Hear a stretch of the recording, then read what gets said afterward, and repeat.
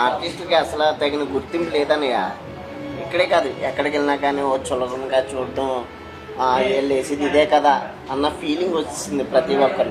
వాళ్ళు వేసిన వేషానికి వాళ్ళు ఎంత బాధపడుతున్నారో ఎవరికి తెలియదు. కొన్నిసార్లు వాతావరణం చల్లగా ఉంటుంది, కొన్నిసార్లు మధ్యాహ్నం పూట ఎక్కిస్తారు, అప్పుడు లోపల ఉడికిపోతుంటాం. వాళ్ళు దాదాపు 10 కేజీలు, మినిమం 10 కేజీల నుండి 40 కేజీలు 50 కేజీల వరకు బరువు గల సెట్ని వేసుకొని పర్ఫామ్ చేస్తుంటారు. అది కూడా 6 to 8 hours కంటిన్యూస్గా. బ్యాటరీ వెనకాల లైటింగ్ సంబంధించింది మొత్తం మన బాడీకి కట్టి దండలో వేసేటప్పటికి ఒక 40 కేజీస్ వస్తాయి. వాళ్ళు వేషం వేస్తున్నారంటే వాళ్ళ ముఖం నిండా గమ్ము ఉంటుంది, రంగు పాముతాం, ఒంటి నిండా బాడీ అంతా కలర్ కొట్టుకుంటారు.